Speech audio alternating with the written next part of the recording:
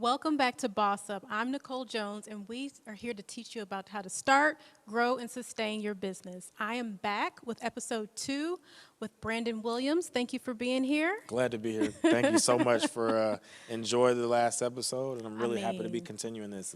you gave a wealth of information in terms of your start in the actual industry, making a pivot in the industry to work with the Steve Harvey Global Network, and just essentially your true feelings in that process, like Sure. what that process felt like, some of the struggles that you were going through, and how you actually overcame some of those things. So Absolutely. thank you for sharing that information. I appreciate you being so open and candid with that. Yeah, no, I mean, I think the reality is, real is what people want. I could tell you a made up story, but the reality is what's most important because, especially in today's age, people pretend that like everything is perfect. Yep. It's what, social media is amazing and great for all the wealth of information it provides. But one of the things that it does to hinder us is that people only put their highlights up. Yeah. And folks don't understand, and especially our younger people, it's not a microwave, right? I mean, Like, we got things like Instagram now. Yeah. We got reels. When you Yeah. say highlights, we have yeah, highlights everybody on there as well. like So puts the right makeup on and turns in the mirror a certain it's way. all about the angles. But that's not life. Yeah. Life has, you're sitting down and your stomach showing a little bit and your Yeah, I'm hair sucking isn't in right now. and your teeth didn't turn out right with the light. Yeah. That's life. And so if I don't tell that, then it's not genuine to folks that are listening and thinking that there's perfection. I mean, and one of the things that I talked about in the last episode is like, give yourself some grace and your business some grace, your personal life some grace, because it isn't perfect. And the folks that you think are perfect, they're not. I can promise you that. From living my life and seeing what I've seen, it ain't perfect. And they struggle just like you and I. And when they were starting their businesses, they struggled just like you and I. You just don't know about it. And so my whole point is to explain to people that, yes, there are struggles. It's tough. It's hard. And that's what you have to fight through to make sure that you understand. Just because it's hard doesn't mean it's not the right way to go. That it's challenging. Like, everybody's trying to be successful. Yeah. And, Yeah. just understand that, like, it ain't always going to be easy. It ain't always going to be like this smooth sailing and there's no choppy water. Sometimes it is challenging and it is difficult. So I think that's a takeaway for anybody that's on the journey of whether you're an entrepreneur or whether you're an intrapreneur, as I would say. Where you're working inside of an organization and you're trying to build out your own business, it's challenging. You guys, do yourself a favor. He's giving you the cliff notes right now, what we just talked about in episode 1. Be sure to check out the first episode with Brandon. We talked more details about this. So I'm glad we were able to just get you guys up to speed on what we talked about in the last episode. Sure. For this one, let's kick it off. More business tips for the business owners out there. Sure. What are the top 3? I'm going to try to keep it at top 3 because I'm sure there's many others. Yeah. The top 3 business requirements that businesses need to put in place when it comes to legal documents. You let us know. I think the first one that everyone has is you've got to decide what your business is. There are so many people that have ideas that might be a hobby. They might do it at night after their 9 to 5, which is all fine and dandy, but you've got to turn that thing into a real business. And the first way to do that is you've got to think, am I really trying to set this up so that it's a business that exists? Or is this just like something that I do for the fun of it, right? Like, do I just make chicken out of my house and I sell it to the neighbors, right? Or do I want to have a chicken business, right? Like, that I make chicken sandwiches that rival Chick-fil-A. Or a franchise. Or a franchise, right? So the first thing you have to decide is kind of that. The second thing you've got to do with your business is you have to register a company or a corporation, right? And the reason you've got to register is because that's what's recognized at the state level, right? So you'll go to the Georgia Secretary of State, for instance, and you'll see a company that, whatever your company is, and you go on and you look and it's got a registration number, it's got an address associated with it, it has a registered agent, which means somebody can contact that person. that provides validity on so many different levels, right? So when you have letterhead or you have an envelope and it's like my business is Brandon R. Williams, LLC, and I can operate that way. In addition to that, the second thing is I get to open a bank account. The way you open a bank account is very different. So to open a bank account in any place that you go for a business, one, it has to be registered at the Secretary of State level. Two, you have to get what's called an EIN. It's an employment identification number. And that is done through a federal scenario, which is the IRS. I think everybody here knows who the IRS is. And so what that is, it's almost it's basically your company's social security number, right? And so it's how you identify it. It's like when you go into the bank, they're going to say, okay, I need your registration papers, which is a certificate of organization, a certificate of incorporation, your bylaws, and then they're going to also ask you secondarily for your EIN. Well, again, validity. If you think you have a business, you got to have a bank account, right? Like, how are people going to pay you? How are people going to send you money? Okay, so people say, oh, I can get paid through PayPal. I can get paid through Cash App. Yeah. Well, they're getting ready to start regulating that too. So it's not going to be just as simple as like, oh, okay, well, I'll just do those, which when they start regulating them, they're going to tie them to something. Again, it's same how, you know, when you get your passport, it says well, you got to put your social security number in there.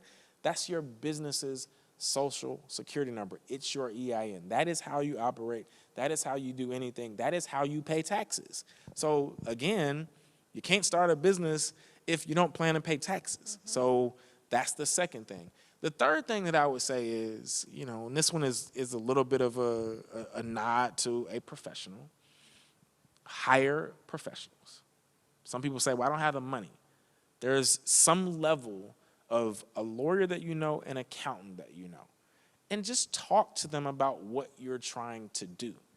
Again, I'm all about validity, right? Like if you're serious about this thing, if you've taken the time to register and or seek out an EIN and or you should be talking to somebody that looks like me or sounds like me. You might not be able to afford just me, but there's all ranges of lawyers. There's all ranges of accountants. But again, the purpose of this is you want to do things right from the day one. Those are three things, and those are like basic things that, and when I say basic, not because they're like so simple and like everyone knows them, I say it because if you legitimately are trying to start a business, you need all three, right? Like, yeah, you can go and like, all right, well, I got, you know, I'm selling records out of my back of my trunk. I'm not saying it's not a business. Master P started a empire off of that. So you start where you start, but then you will get to a point. I got to have a company, right? Like once you've sold all the like, you know, cakes to the neighbors and you're trying to expand it, okay, well, how are you going to start something? If you try to go get a lease, you know what they're going to ask you for? Where's your certificate of organization? Where's your EIN? Who's signing the lease? Who's the guarantor? If you don't have those things, you can't go get no space, right? So when I say those are kind of the foundational points, you got to get there. But those are the things that when the world wants to know, are you a legitimate business, those are the important things that I think you have to start with. I think that's super helpful. I think a lot of people, you know, depending on where you are in your business, I think those are definitely the foundational pieces that you have to be able to start. You need those as validity to your business. Yes. You can't go any further if you're trying to be a serious business. Otherwise, you got a hobby. You got a hobby. Yeah. You can't put on your taxes. All that money was just out the window. Yep. And you can't get Absolutely. that back. Yeah. So appreciate you for sharing that because that's going to be super helpful for someone. And For sure. we rattle off a lot of acronyms, you know, a lot of different documents that needed to get done.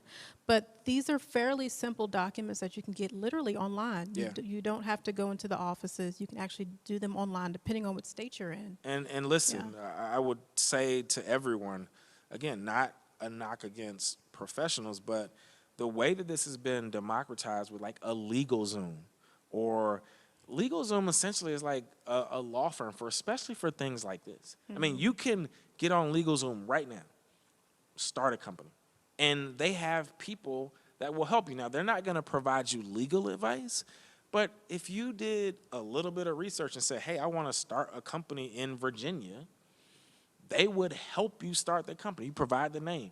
It's like going online and applying for a bank application. It's almost that simple. So for people to say, I don't know how to do it, or there's so many resources now that didn't exist 20 years ago that allow you to have these things. Maybe you can't afford a me. You can go on LegalZoom. You can go on the Secretary of State and like, okay, well, how much this costs? Most people now, they've got lawyers in their family. They got somebody connected to them. They've got an accountant somewhere. They can at least ask, how can I do this? How can I start this? I get calls all the time. And I'm not even charging people to ask me a question. I'm like, well, this is what you would do. Here's how you would do it. There you go. And I point them in the right direction. I'm not doing it because I need something from it. It's just I want to see people be successful. And if you're really trying to start a business and grow a business, those are some things that you just have to have. Yeah, for sure, for sure.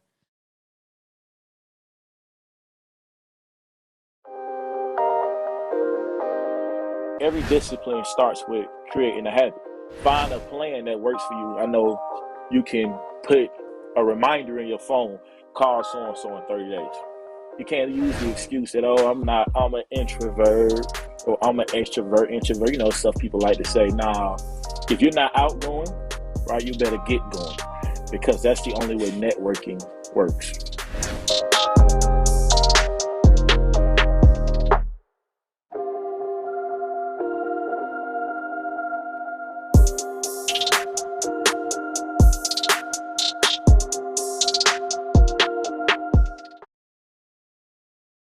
Freedom.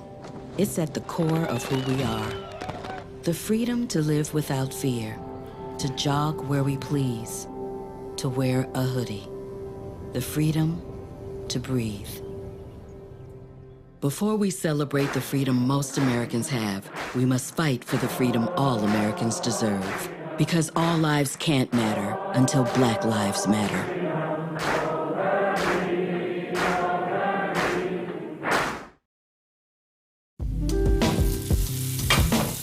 Today, we're going to be making some key lime cupcakes.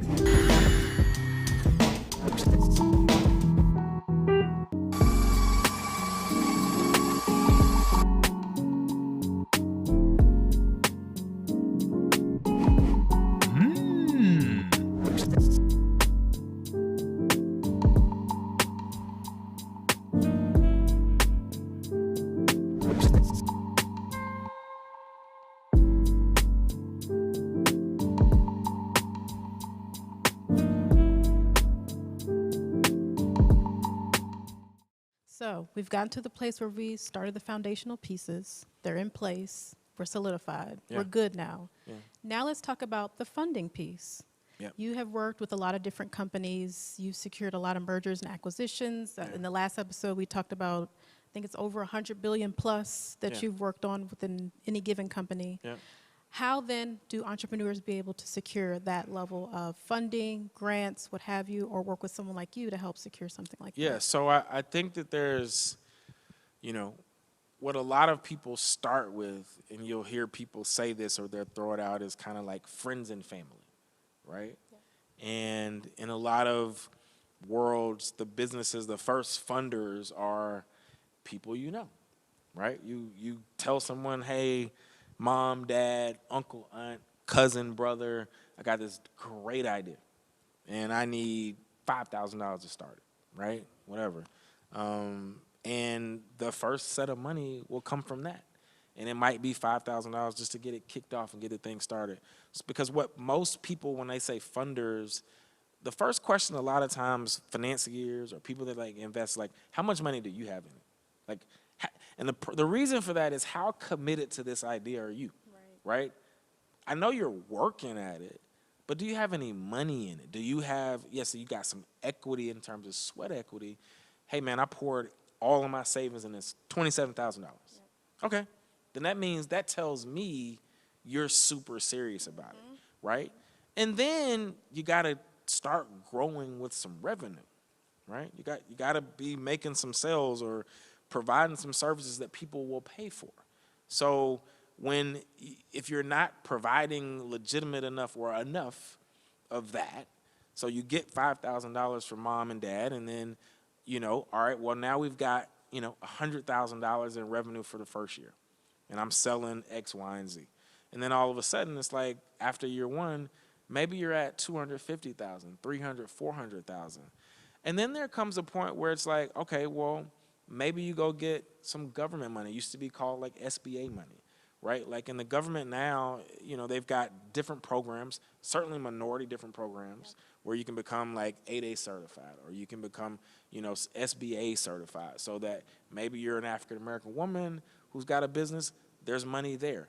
Traditional bank loans can be challenging. I think they also have COVID relief through SBA now Absolutely. too as well. So they've got, obviously in today's world where it's COVID and they've got things. And so it takes steps to get to a point where you're looking at a third party. But those are the beginners, right? Like, okay, I got to take some money for myself. I got to go call a friend or a family to help me get started. And then I kind of start bootstrapping. And then it's like, okay, well, what grants, like you mentioned grants, what other programs does the government offer that can provide me $250,000 or $350,000 to like get to that next stage? And then when the sales get significant, and then all of a sudden you're like, okay, well, we're at $500,000 or $750,000. And then you can justify going to somebody and saying, hey, we're almost at $1 million in revenue, but we need X amount so that we can quadruple that. So you have to make a case for it. What would the money do? Like, okay, well, if I gave you $500,000, one, what would you do? What would you use those funds for? Two, what is that going to do, and how am I going to get my money back? Is it equity, which means it's not a loan, which means I'm buying part of your company? Is it a loan, right? And then what are the repayment terms, right? So some people may say, well, all right, I'll give you $500,000, but I want 75% of your company. This is what happens on Shark Tank. So you'll see the back and forth, and there's one person that says, hey, I'm willing for that idea, I'm willing to give you $250,000, but I want 30% of your company. Are you willing to do that? Are you okay with that? And you'll hear them on the show, well, what are your sales? Oh, we have, $500,000 in revenue from 2020.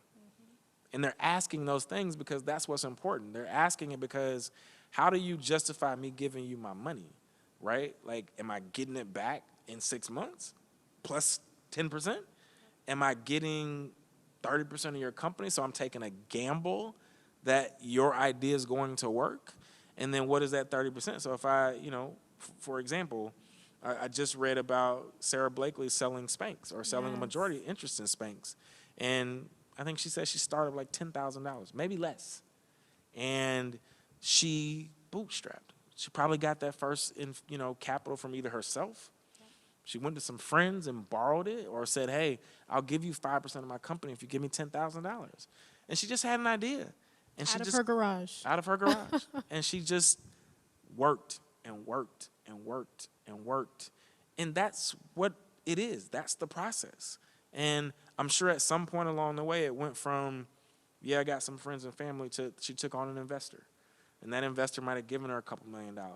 And then she got more money because the company was growing. And then she demonstrated, hey, if I get $5 million from you, I can increase my revenues by, 2.5, right? And that's a cool bet, all right? You were just in Saks, and now not only going to be in Saks, you can go to, Macy's. You can take your product to China. Like, that's what people want to know.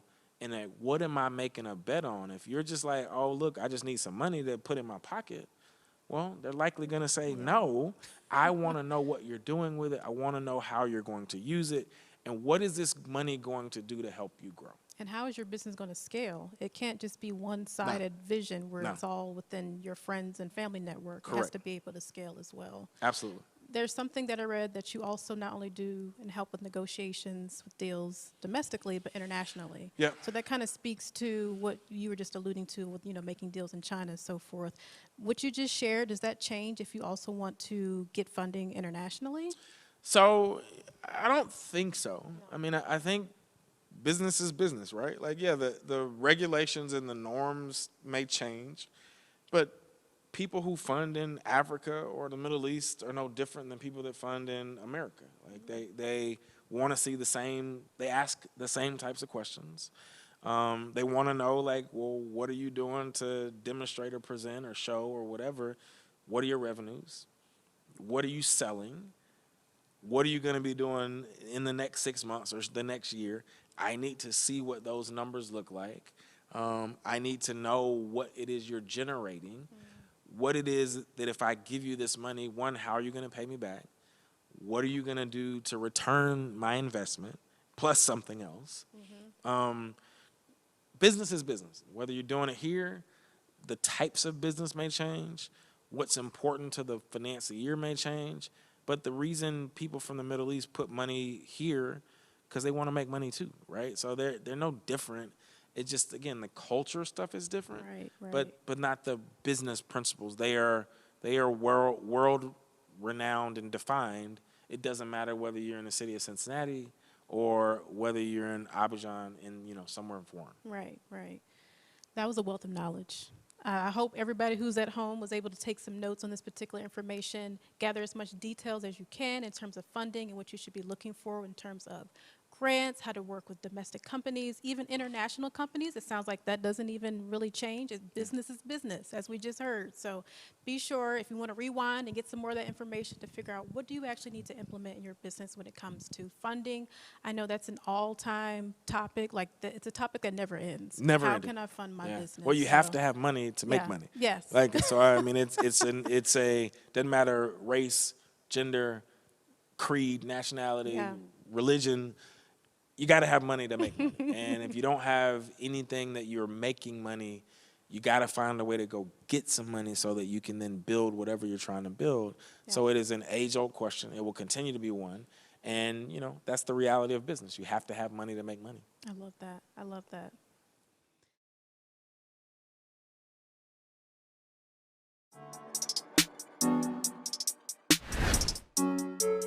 Why do you think these men don't want to get married? It really depends on an individual's why we're getting married. A lot of the things that make a man good are kind of intangible. And his credit score shouldn't be the metric for what makes him good. This is the story of a boy who is very sensitive to lights and sounds. So he built secret hiding places where nothing could get in. The boy didn't like looking people in the eye. It made him feel uncomfortable. One day, he found out he had something called autism. His family got him help. And slowly, he learned how to live with it better. Early intervention can make a lifetime of difference. Learn the signs at autismspeaks.org. Well, look, you might not be popular, but my favorite character is Celestial because One of the quotes that I wrote down in the book that kind of stood out to me was, "Love is the enemy of sound judgment." She seemed like a very needy woman. And I can't even respect Andre because how do you prey on your friend's wife while he's incarcerated? I just can't get with that. And maybe I got too invested in the book,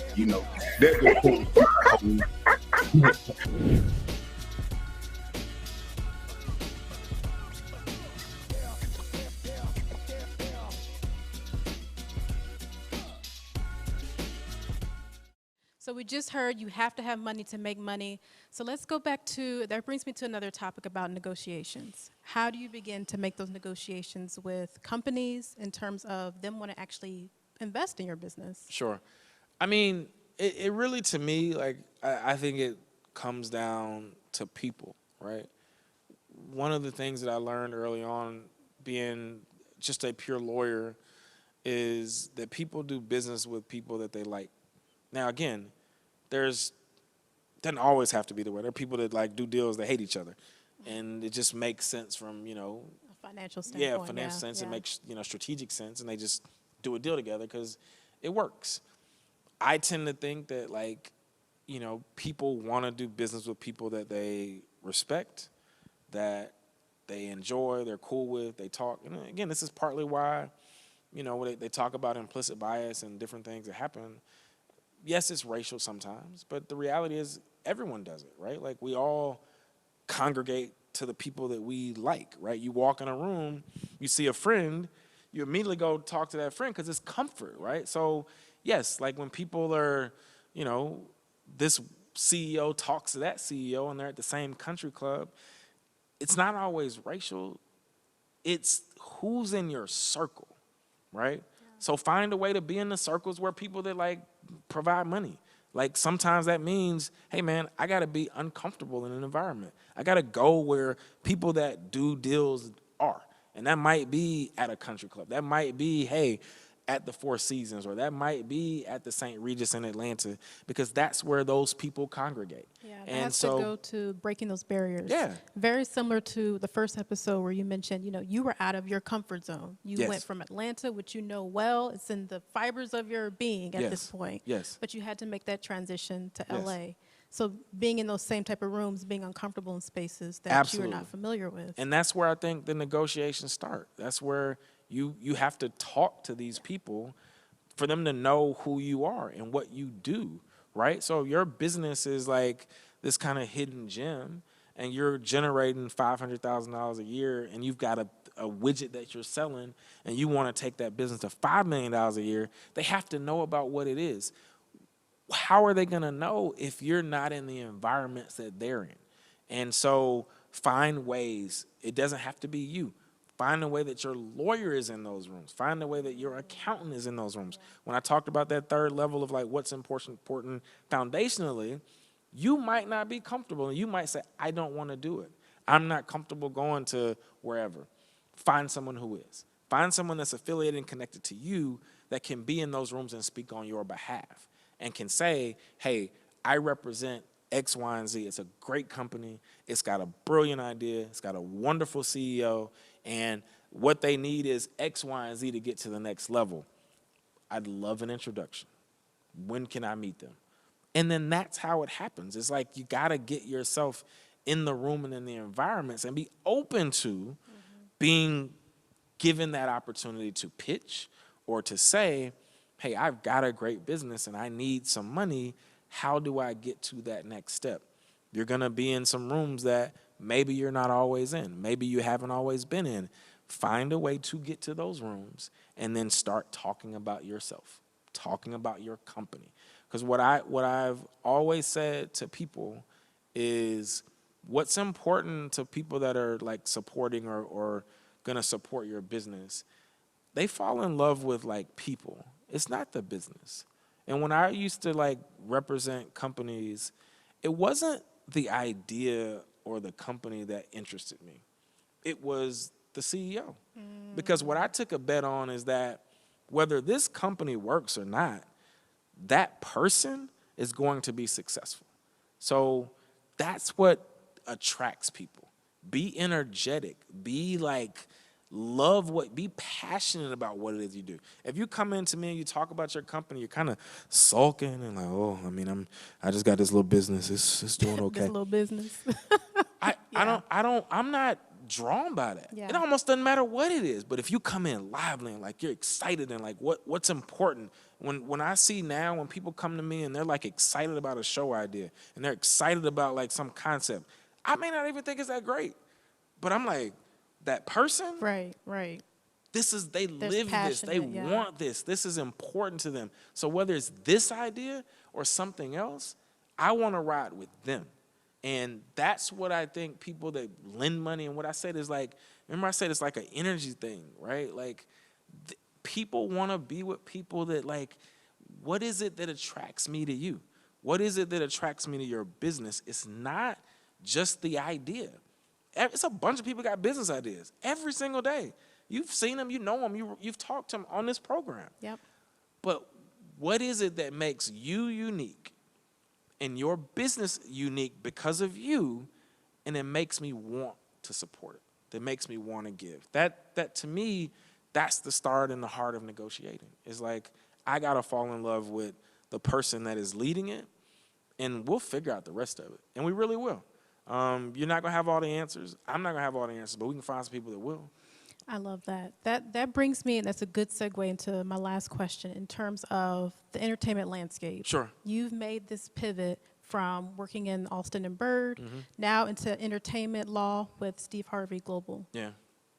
I'm sure you've gotten a lot of pitches, as you just mentioned, of just some examples of people having a widget or a new show concept. Yeah. What are you seeing in the entertainment industry where we can thrive as a Black culture in that space? I mean, and again, I don't think it's past, but certainly with like everything that happened in the pandemic and George Floyd and a variety of different things that happened kind of across the landscape of, you know, the world, and certainly here, there's certainly been a moment of we have the ability to secure and to develop content. And I'm not saying that has changed. I think that what we have to do in the entertainment sector and what we really got to be cognizant of is bring great projects, right? Like at the end of the day, like I want to see me and I want to see us, right? And so there's a lot more opportunity. You have the Issa Raes and the Michael B. Jordans and all these people that are starting these production companies, and they're being supported, right? Like you have The Shy with Lena Waithe and all the things that she's doing. So we're getting opportunities that maybe in the past we haven't had. And so, but at the end of the day, there's still great projects. Insecure is a great show. Doesn't matter if it was white people. It's just a great show. Like, yes, it's comfortable for us because it's rap and it's LA and but it's just a great show. It's like friendship, it's pain, it's like fighting, it's this. Michael B. Jordan does good movies. Like Mercy was a good movie, right? So it isn't just it being Black. It's, is it good, right? Like at the end of the day, that is what I think we have to focus on. You're not just getting your project done because it's a Black project. Is it good, right? Tell me a unique story. Tell me a dope story. I don't want to hear about. I mean, look, I love what 50 Cent's doing. I think it's amazing. But there's more to us than like drug dealers, and like there's more. Bring more. Like I'm fascinated by what he's done because it's huge in terms of the viewership. But we got more stories to tell. Let's tell some great stories. So what I would tell folks that look like us and like want to get into the business is like, go get great stuff. Tell me a great story that I haven't heard before. Give me something interesting. Doesn't have to be like so unique that we've never heard it, because there's very few things that are just like, I've never heard of this. But at the end of the day, bring me something good. That's what's gonna like get us to whatever level that we want in terms of the entertainment sector. I mean, we've got more exposure now than we've ever had as a Black people. Because of, again, the doors that have been opened by people, you know, and that's in every sector. That's not just the entertainment sector. It's law, it's medicine. It's just like we started from behind, and now we're starting to catch up. And people start to see. They see a Black Panther, and they realize, like, the impact and effect. But you know what? Like, the Black Panther was just a great movie. Yes, it was a Black movie, and we resonated, but white people resonated with it too. It's a great story. And so what my, you know, kind of final takeaway on that point is just like, make great stuff. Bring unique and interesting concepts. And I think doesn't matter the audience, right? Like that's what's going to sell. That's what's going to be viewed not just by us, but by other people. I can tell you if Insecure was only viewed by Black people, it wouldn't be on. Right? There are other people like it too, right? Like there are other people that watch it as well. And so while you know, we get the opportunity to expand and show people other things about the culture, I think just keep making good stuff. That's what I tell people is bring excellence to whatever sector that you're in, and you will survive and thrive.